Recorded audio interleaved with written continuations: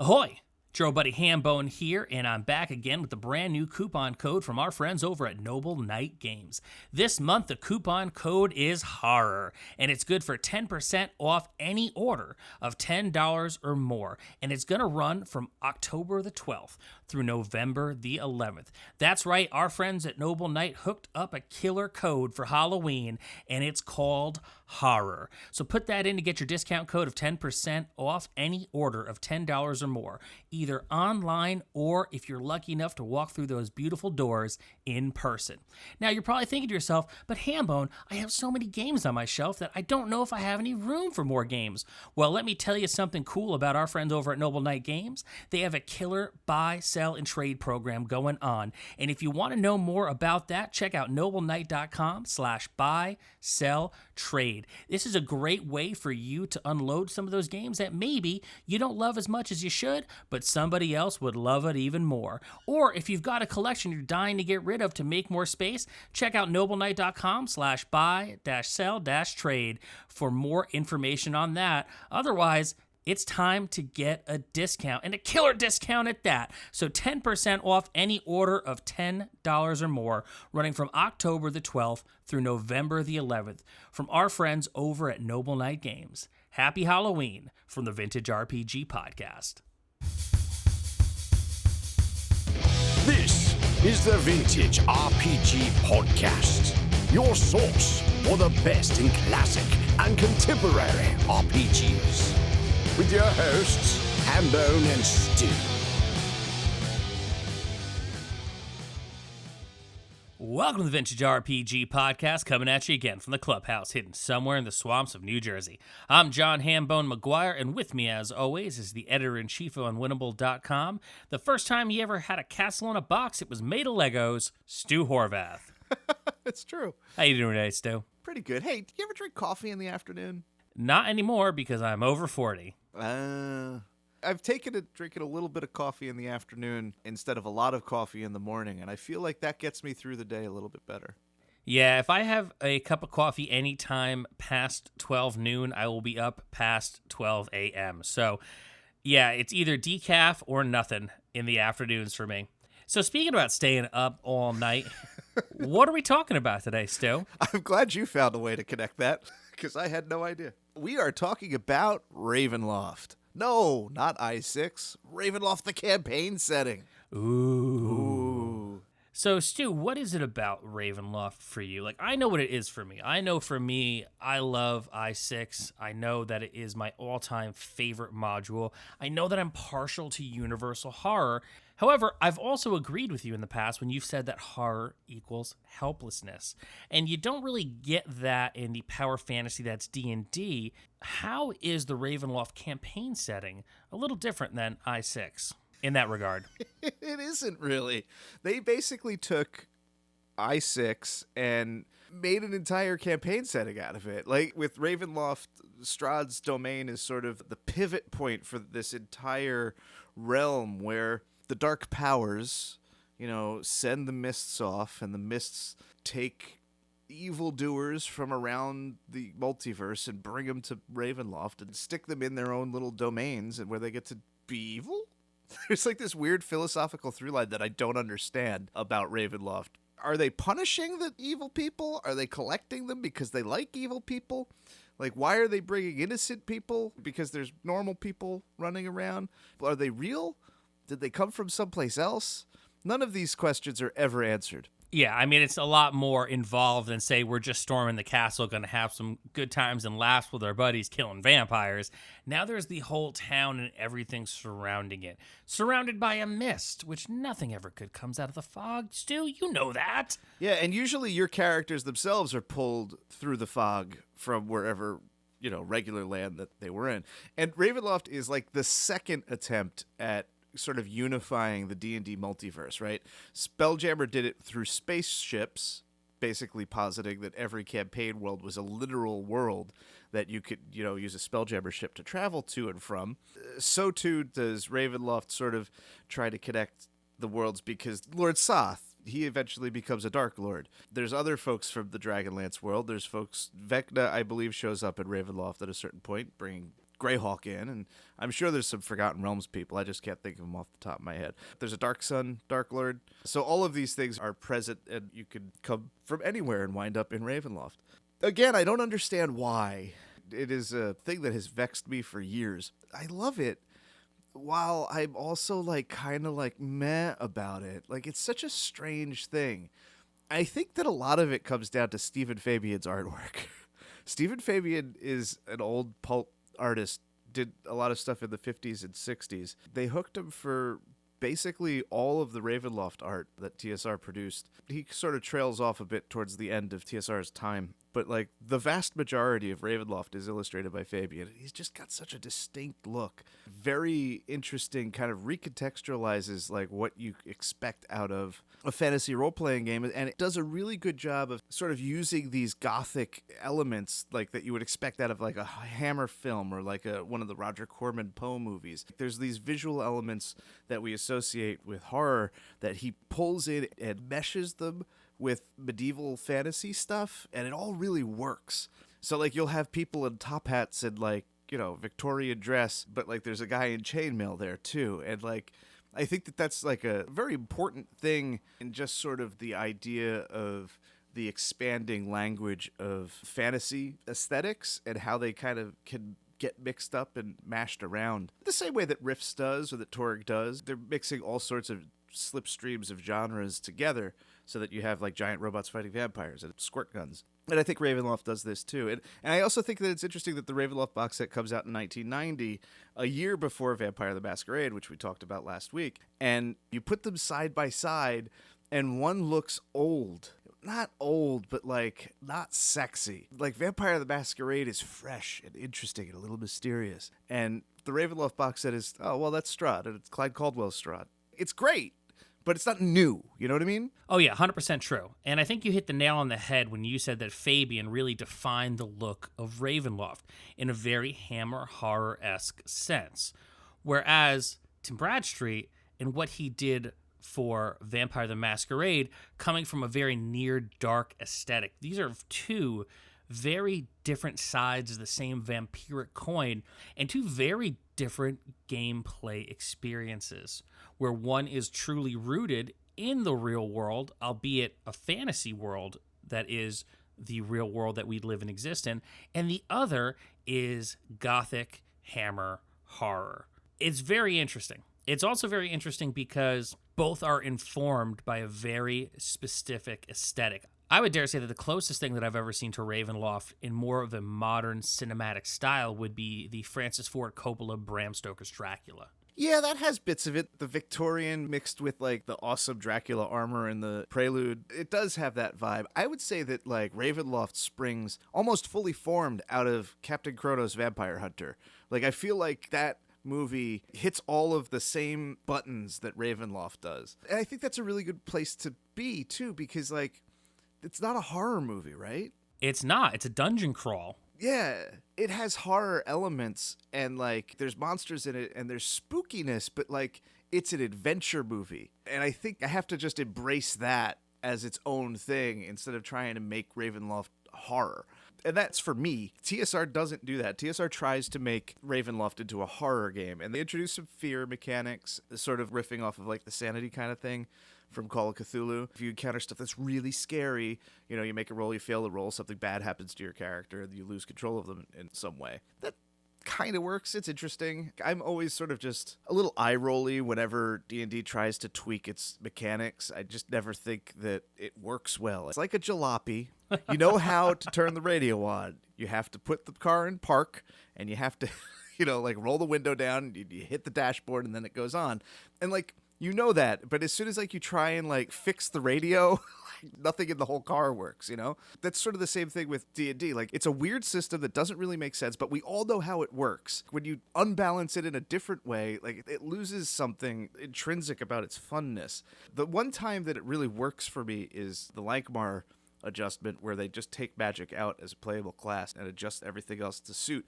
That works for some reason, but almost everything else, it doesn't really work for me. Dark Sun, like, there's something about like starting at 3rd level and the way the power dynamic changes. Like, the same is true of Ravenloft. I feel like these horror mechanics are token adjustments that put more mechanic that you have to worry about with very little effect on the actual game, which, whatever, they tried. Well, it's a gimmick, right? Yeah. And the thing with a gimmick is a gimmick does one thing. So when you are adding a horror gimmick to a game that is firmly rooted in dungeon crawling, in exploration, in magic, and swords and sorcery, doesn't exactly work because it's a bolt-on. Whereas if they had taken Dungeons and Dragons and then just reimagined it as a horror game where it wasn't a gimmick, it was a whole game based around horror and not so much a bolt-on, it might have played a little better, might have been a little bit different of an experience overall, because in the end of the day, yeah, you're a vampire,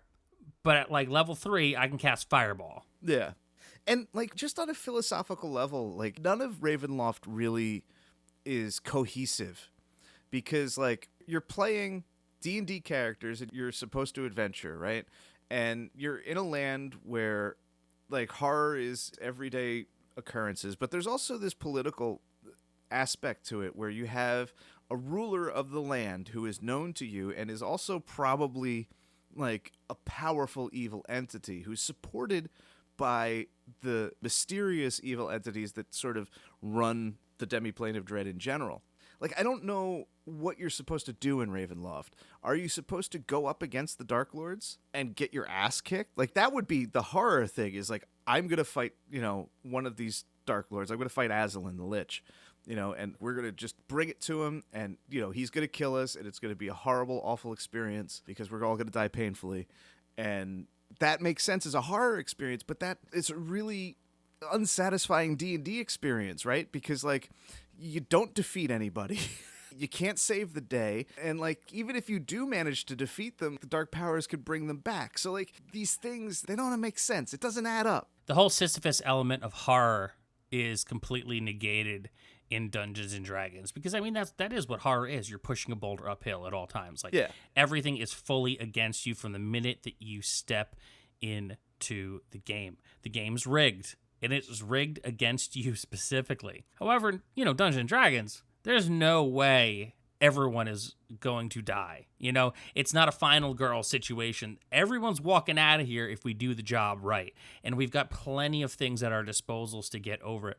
There's also not really a mechanic built in for like scaring people. It's not so much that you need to have jump scares, but like try impressing the idea of fear upon a player who is doing X amount of damage with every swing of their sword. Yeah, and bringing it down to a mechanical level, like all monsters up to this point in D&D were presented as a set of statistics that are a tactical impediment, right? Or obstacle that you have to overcome. That's not scary, Yeah, Grell are weird, like they creep me out, but like they're not scary. They might be dangerous, but at the end, it's still a bunch of math. And it's fun, and we can pull story out of that, but when you kind of present it that way, it's really hard to pull the emergency brake, do the spin out, and be like, no, now we're going to scare you with these same things. And you already know how D&D kind of works as a system, After you've fought, however many goblins, zombies, and whatnot in a regular D&D game, how do you turn around and make them scary in Ravenloft? You don't. Like, it just doesn't work, because knowing the mechanics of the game is like having seen the movie already. Oh, yeah. I mean, Michael Myers is scary because there's so much unknown to Michael Myers. You don't know where he comes from. You don't really understand or know what his motivations are. You don't know how to kill him because seemingly he's nigh unkillable. Like, it just doesn't work. Like, at any given point, he could come out from the darkness and then you're dead. In D&D, you're only fighting against math at the end of the day. Yeah. And it's hard to be scared of math. Like, if you put Michael Myers into a D&D game, he's got a set movement rate, and you could plan and game around that, right? Exactly. Like, it pushes the suspension of disbelief in the mechanics if you know something about the character, and then it doesn't work that way. Like, it doesn't become scary. That becomes like, this is a bullshit game, and you suck as a game master, Your players get angry, right? Exactly. But at the same time, all of these problems are, I think, totally reasonable. But in the same breath, I could say, I really love Ravenloft. I love it so much. There's something about, like, just this idea of, like, a collection of really crazy villains that are all interesting. They all have their own elaborate histories. They're given much more time to breathe and sort of develop than anywhere else in D&D up to this point, certainly. They all have interesting quirks. The line in general is rickety as hell. They immediately go into a meta story about the Grand Conjunction. Only they don't really. They don't really know that it's a meta story until the third part, but they just rip through these sort of like, what are we doing? Like, is it a narrative? Is it like on rails? Like, they're weird adventures that don't really work, but are still kind of awesome. There's just like an attempt at being interesting and experimental. There's Castle Forlorn box set where like there's like the time thing, like you shift between two timelines. Oh, that's fun. Yeah, it's super cool. It's super interesting, and like the time management of it is actually like pretty brilliant. We should do a whole episode on that one. And like that's maybe approaching something that becomes horror, or at least like a wild thing that you'll never forget. There's just so much cool stuff. There's the Stephen Fabian art and the Van Richten's guides, which, you know, I posted about this week. They're just full of like really fun thinking and creative energy spent on these monsters. The Van Richten's guides are your big categories: vampires, ghosts, lycanthropes, liches, demons, mummies. And it's just like these really long ecology articles, like from Dragon Magazine, like how to make individual vampires, giving them like special abilities that like will mess with your players and stuff. Like there's just so much cool stuff. It's a shame that like they never figured it out to like make it really awesome. Yeah, I mean, that sounds cool as hell. I loved the Van Richten's guides. Like, I love it because I love Castlevania. I love the idea of the vampire hunter and the idea that like, oh, here's a book, you know, written by, air quotes, the vampire hunter, where he will teach you the ways of hunting monsters and all their secrets. Like, that is cool as hell. I love Ravenloft. Don't get me wrong. I mean, we're talking kind of about two separate things here a little bit, with how to kind of run a horror game and how it doesn't really work in Ravenloft, but that doesn't diminish the fact that I love Ravenloft. I love the idea of it. I love the weird ways and the so many weird stories that they told within this world, and I've got a lot of them upstairs, and we're definitely going to do some more episodes on some of the individual stories and individual games from Ravenloft. However, it really is aesthetically, for me and the kind of things that I'm into, very pleasing and very satisfying. And like, y'all are going to hate me by the end of this episode, but Stephen Fabian, man, he's so good. Mm-hmm. The fact that it's not just black and white art and it's sort of like got gray tones in it, like really gives it like a filmy kind of effect. And he's got a sort of soft, rounded approach to like anatomy and stuff. And something about the way he approaches everything is really horror vibe while also subverting what you expect out of horror vibe, you know? Every single image is a surprise and a delight, and it builds the world. And it's so good. But that, like, you contrast that with the fact that, like, a year after the original box set, they could bring out a second box set, which is basically, like, a whole bunch of, like, well, we kind of screwed up the first box set, so here's some corrections and expansions that you asked for. It's the only time TSR ever did that.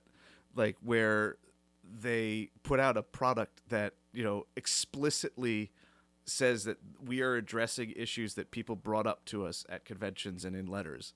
Like, never before, never since did a D&D product do that. But the Forbidden Lore box set does that for Ravenloft. And then, like, the next year they put out a completely revised campaign setting, the Red Box Ravenloft, which is, you know, they changed the way the demi-planes are all arranged and, like, basically trying to fix it again, and kind of hangs together a little bit better, but not really.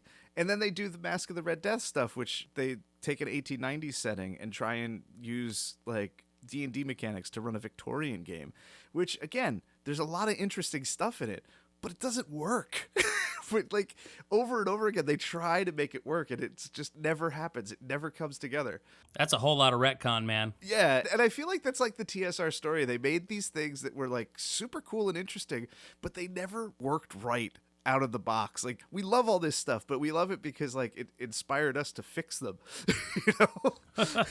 Like, that's what being a dungeon master is. It's like, all right, well, I gotta make this work. You know, give me the duct tape.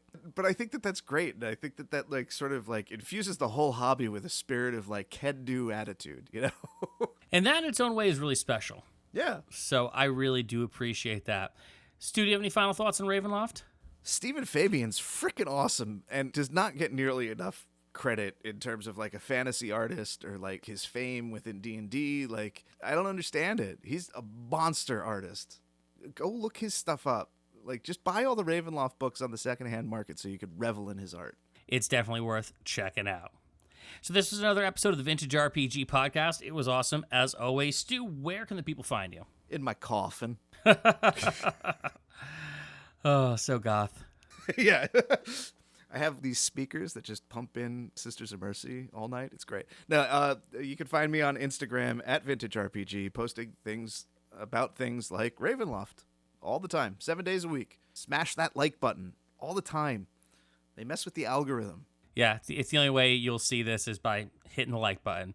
And speaking of liking things, you could check me out on the Twitter at Handbreaker. I tweet about cute animals. I tweet about board games. I tweet about Dungeons and Dragons. You can also find my day-to-day adventures in podcasting and life over on Instagram at John Hanbone McGuire. And if you like the podcast, don't forget to rate, review, and subscribe. Your reviews really do help other listeners to find us. If you like the podcast, definitely check out patreon.com/vintagerpg. We've got behind-the-scenes looks at the book that Stu is writing and the game that I am creating. We've also got early release episodes, videos, and a killer Discord community. So check that out, Vintage RPG on the Patreon. So for Stu Horvath, I'm John Hanbone McGuire. Happy Halloween, and may the dice always roll in your favor.